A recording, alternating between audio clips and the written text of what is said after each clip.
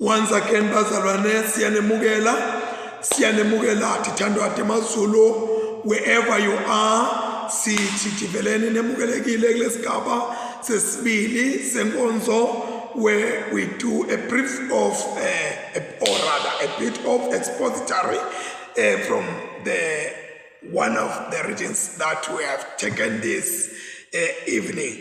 Actually, we had some couple of readings. We started with Psalm 40 and Psalm 41. And then we read from the book of the Apocrypha, reading from Ecclesiasticus or Sirach at chapter 1 from verse 1 to 20. Then we read from the Gospel according to St. Matthew, chapter 11 from verse 1 to 11, and from verse 1 to 6, chapter 11 from verse 1 to 6. And today, this morning, we were reminded that we remember Ignatius of Antioch, who was the bishop and a martyr. Yes, around about the close of the first century in 110. So this afternoon, what you see here is this one is John in the prison cell with his disciple being sent to find out if Jesus was the one they've been waiting for. And this side is Jesus answering the disciples of John through action. Therefore, let us pray. Ngosi uNkulunkulu siyabonga wethembekile umuhle uhlala njalo Nkosi usimangalisa ngoba la kukhona wena khona kunenjabulo busisa ke Nkosi wehlukanisele hour wendele nje buhle lophanyiswa lokhathimiso igama lakho Jesu manje naphathe amen. La sitawufocus khona namuhla sitawubuka livangeli laMateyu. Lana kuvela sihloko lesikhulu ukuthi akusuye lo Messiah lebesikade simlindele. Not the Messiah they expected him to be. Jesu ke na Johane umbhaphatisi. Johane umbhaphatisi uthumela bafundi bakhe ukuthi bayobuda bayovisisa kwekuthi ngabe ungubani lo Jesu lo wenda imisebenzi emengaka, ngabe unguye lo Messiah noma cha, ngabe nguye lo Tako noma cha, nguye lo Messiah noma cha. Lithi ke leBhayibheli kwathi Jesu asaqedze kuyala bafundi bakhe labalishumi nababili. Lana kulendlela lokukhulunywa ngayo kukhulunywa nalabafundi lesibuya nabo ngale chapter 10. Le Jesu abathuma ukuthi bahambe bayongena emadolobheni. Lamadolobha Jesu lebeka bathuma kuwo kwakungesiwo emadolobha abo. Kodwa beka bathume emadolobheni aseGalile. EGalile bekuhlala inkubevana bantu beTive nalabanye bemaJuda, so bebahlala lapho.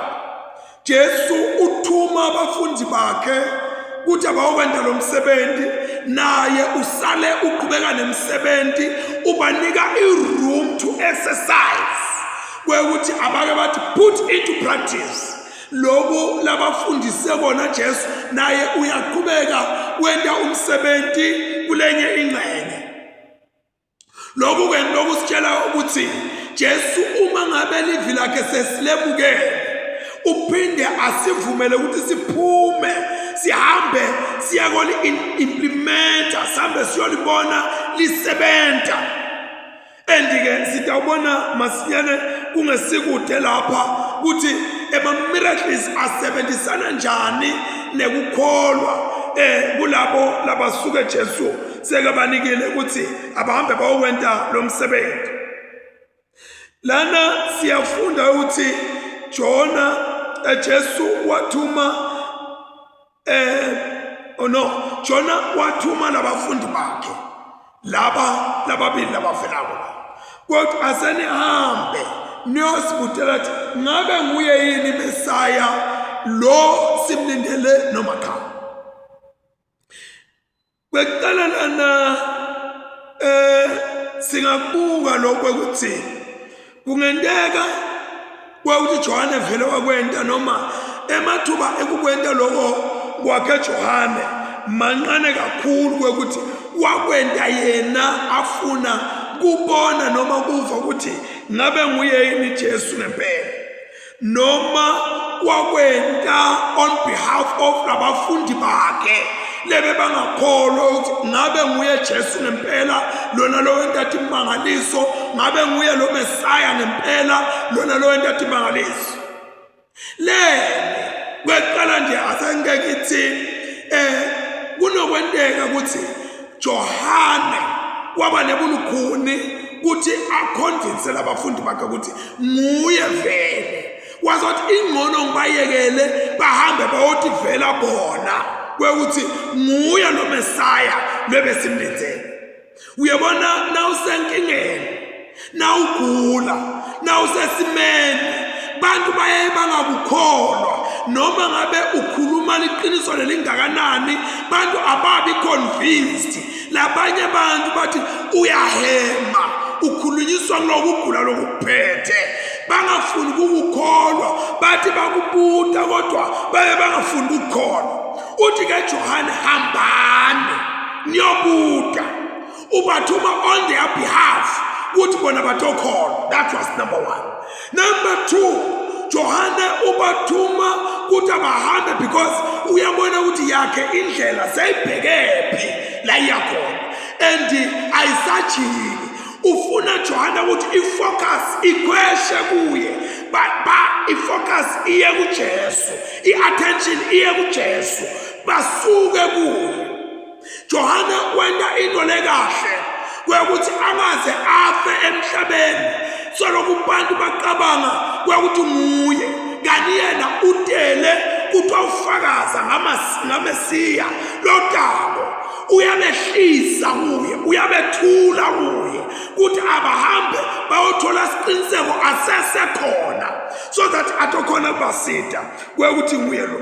So ke ngifuna ukuthatha leyo ngqingwana ngitawubuya la khona kwahleze na Johane wakusho lokho kodwa kwamanje ngifuna kwathula lokho. Why ngethule lokho kuqala Johane lapha uboshiwe masifunda encwadini yaMatthew chapter 4 verse 12 uboshiwe Jona usetilongweni.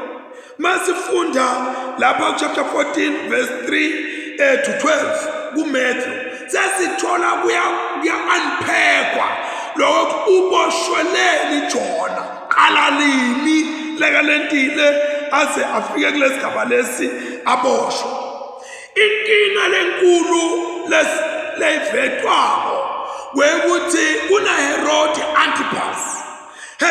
Antipas lebekade anguGalile uyasuka uyovakashela umnakabo Philip eRoma lenaye aphethe isifundza saseRoma.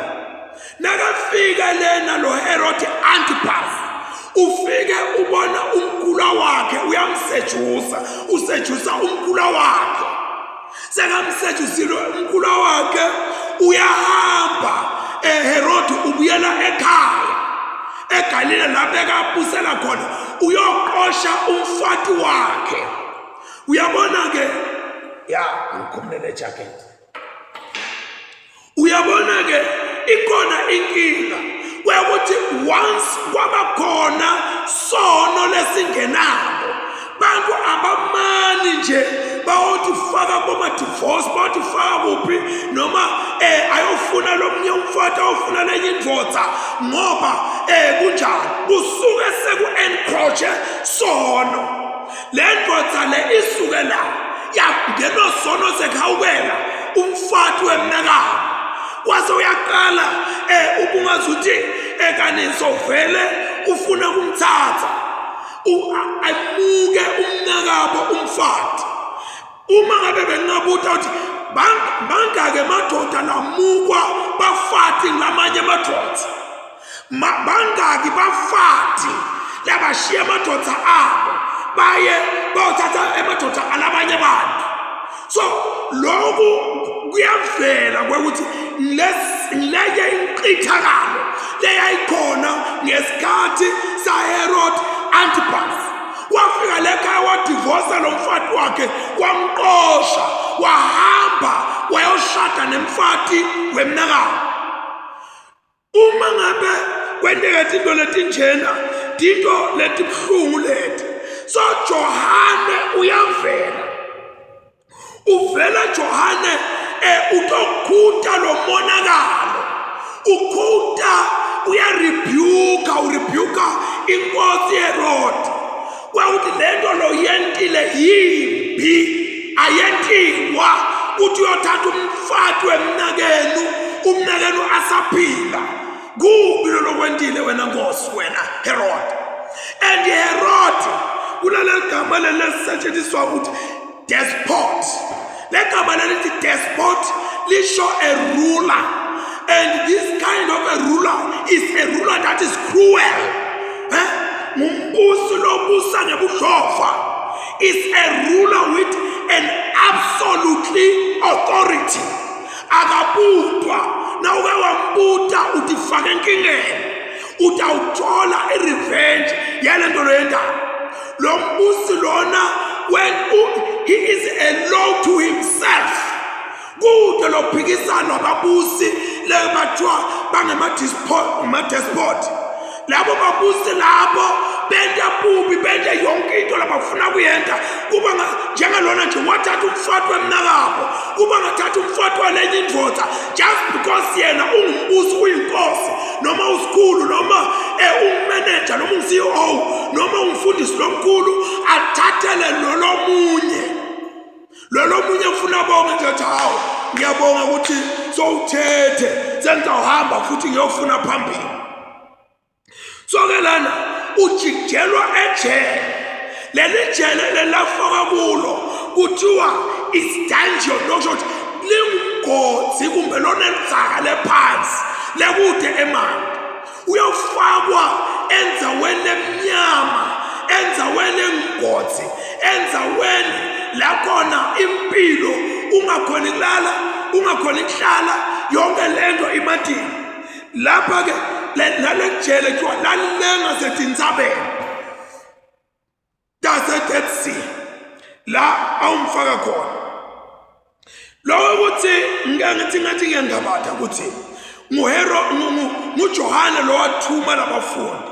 Kungoba Johane masifunda encwadini yakhe John chapter 1 verse 29 kuya 36, uke washo Johane nakuletinye tindzawo wathi nalo liwudlu laNkulunkulu lelisusa lethwala letono temhlaba, basuka labanye babafundi bakhe bamlandzela.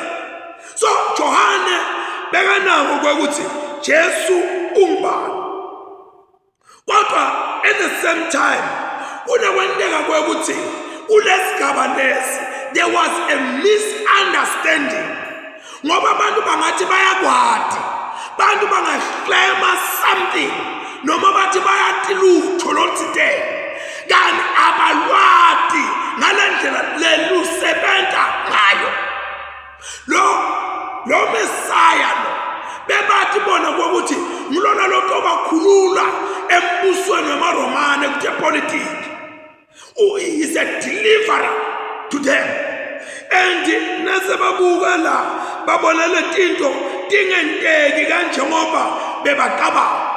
Futhi nalabafundi baJohane babathe babothi, "Ho, noma ke sekehluleka ukukhulula lama Israel phansi kombuso wamaRomane, sakayeka nawe Johane." Uma ngithi Johane, he sent his disciples on their behalf to find out if it was Christ. Ngoba labafundi bese lokubabuta ukuthi nakungabe kunguMesiya akakukhululi ngani. Uyabona uma ngabe bantu baba nemibuto lengaphenduleki nawe loyehluleka ukuyiphendula, bayekele bathumele kuJesu. noma bathandazele ngalabafishane ubamikisa kuJesu ngemkhuleko ngoba akusiyo yonke imibutho leyibutho abantu otawukhona kuyiphendula.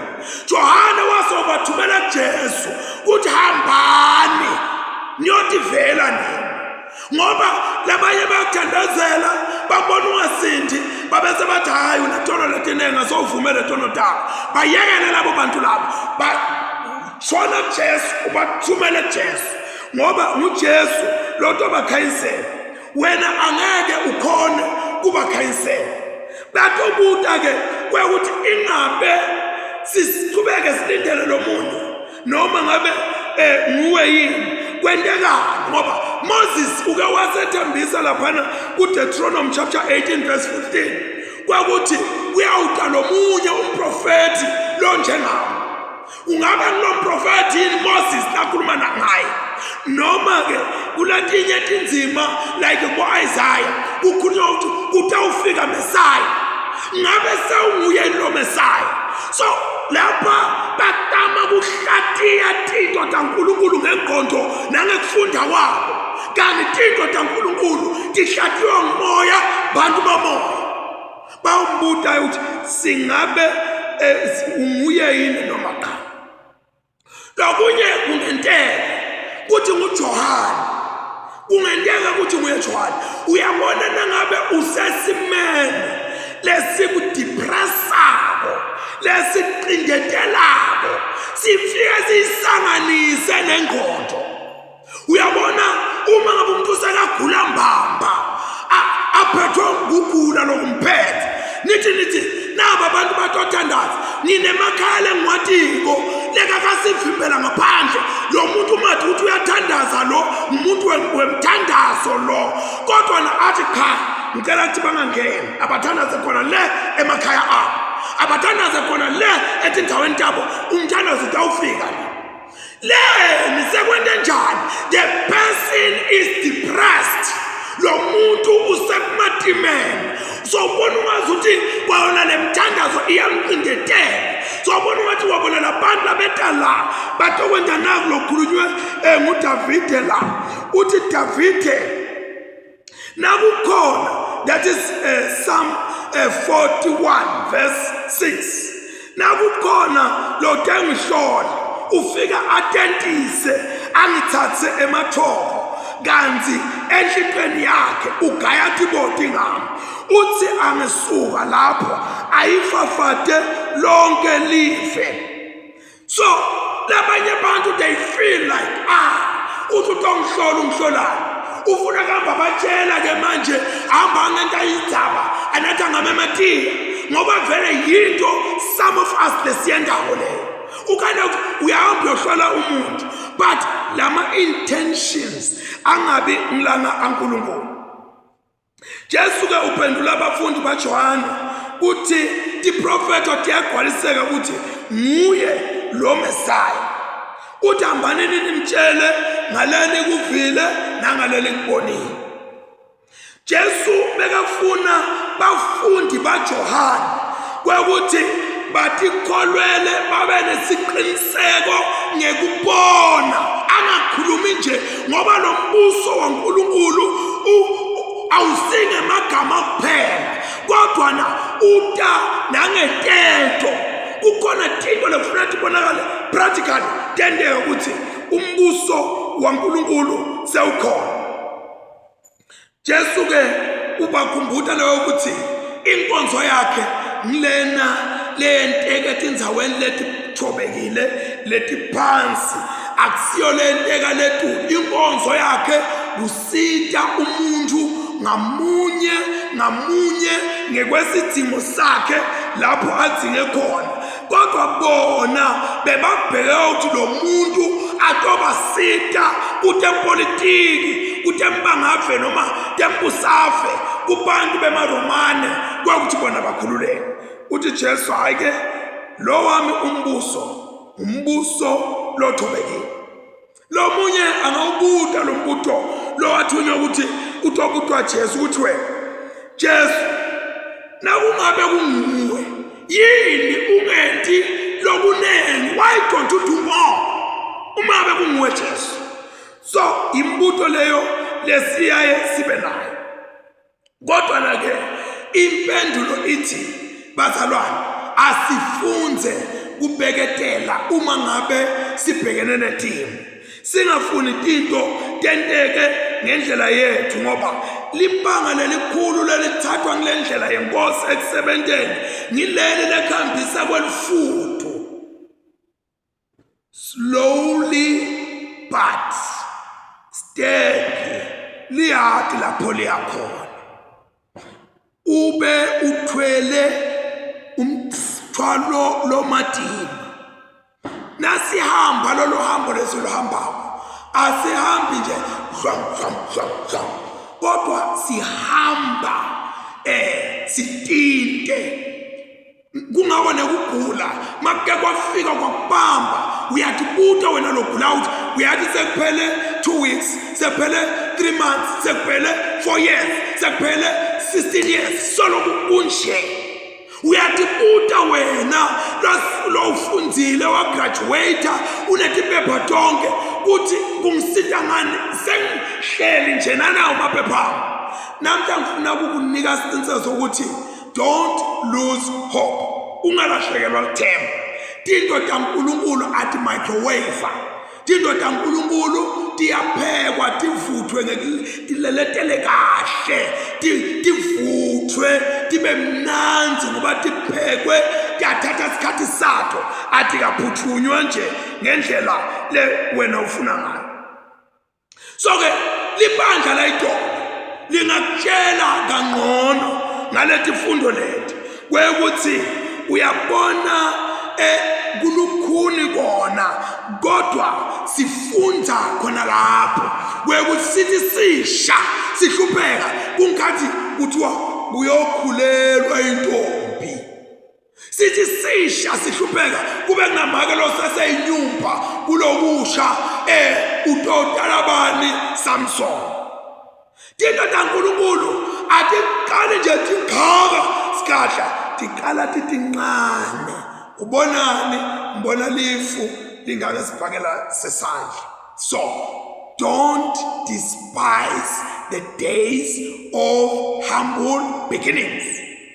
Ungabukeli phansi lamalanga ekuqala kwetinto noma tiqala ngathi tide lithemba kodwa na Musa tibekela ukutibukela phansi.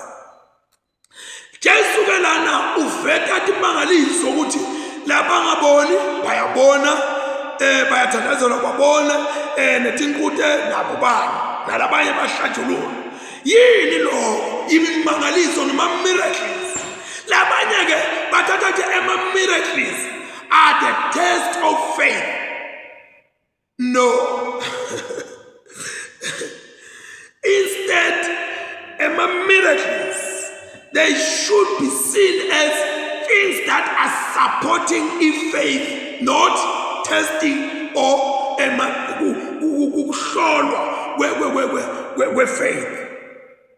So uma ngabe bantu namuhla labanene batobuka miracles as trials of faith kuyahlolwa khona kunjani kungako kwentuka lama miracles langa kuthi ngoba bani khona sikabona ngama miracles twabona ngama miracles no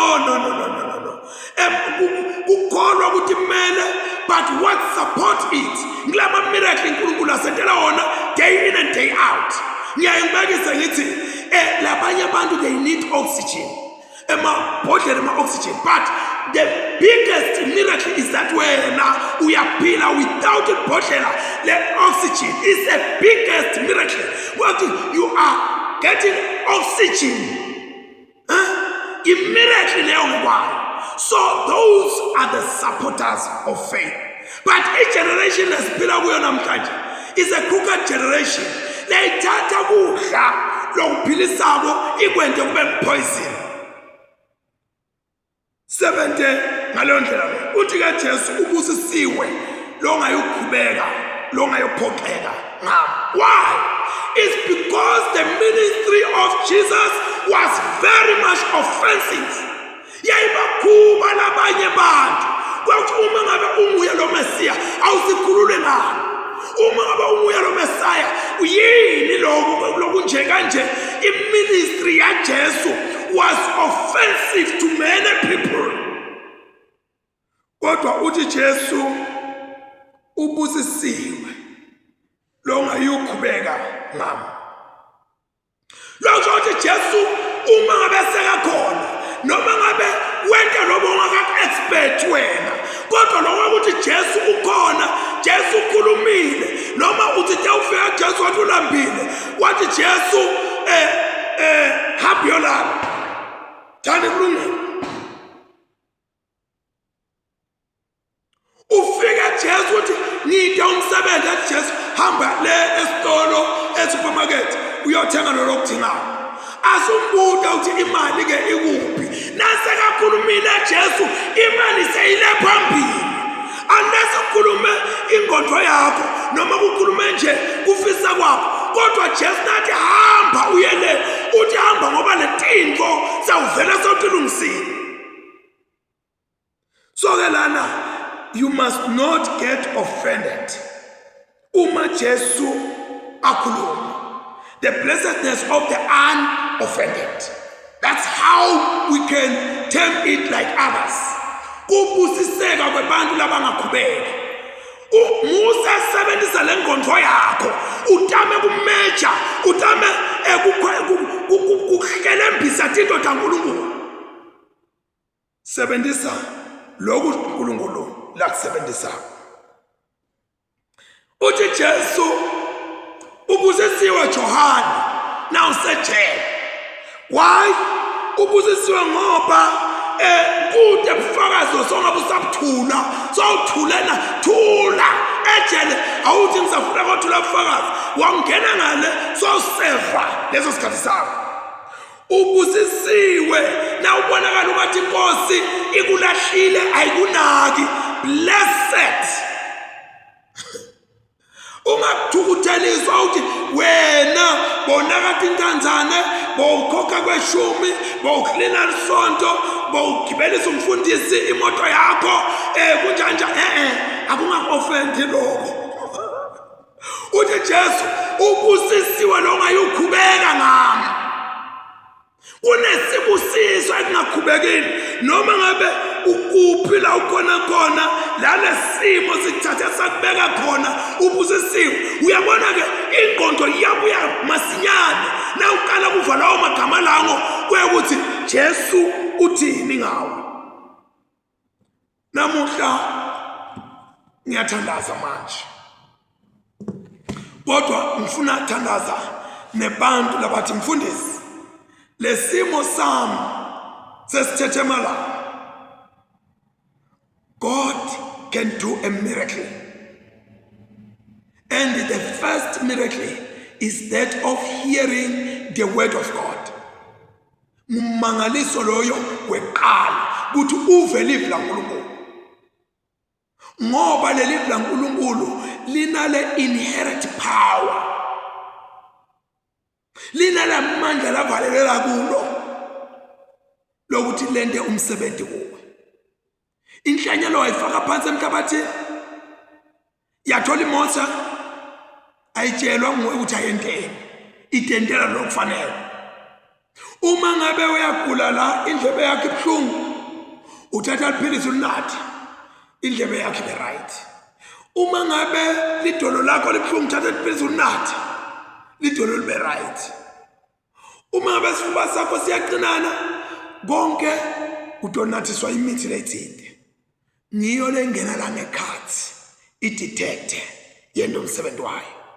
Namhla bengithi mina thatha livla laNkulunkulu ulivalele ngekhathi wakho, ubone ukuthi awendekani kulesimo sakho. Ulivalela njani ke? Ngekuzindla ngalo. Uyeke izindla ngale simo sakho, usindle ngelivla laNkulunkulu. Let us pray.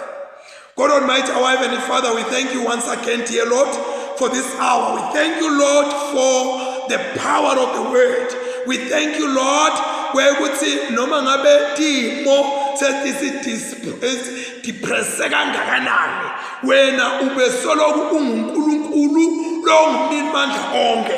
Ngithandazela Nkosi those who are depressed by their situation, their condition, my God, kungaba kugula, kungaba simo noma siphi, kuthi Nkosi bangaqhubeki ngawo.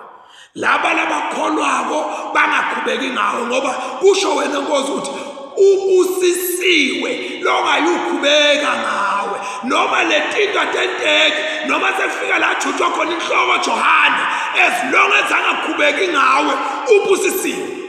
Nkosi siyathandazela sibuso sakho sehlele on each and every individual, wherever that individual may be. This I pray in Jesus' mighty name. Amen and amen. Siyabonga abantwana basekhaya, uNkulunkulu anibusise, aniqine, and ngiyathandaza ukuthi niqhubeke nende umsebenzi, usasharela lomunye, usalike, usathumela iheart. Kukhona lokwentako kimi nakuwe nakulomunye umuntu. And God is going to bless you for that. Be blessed. Amen and amen.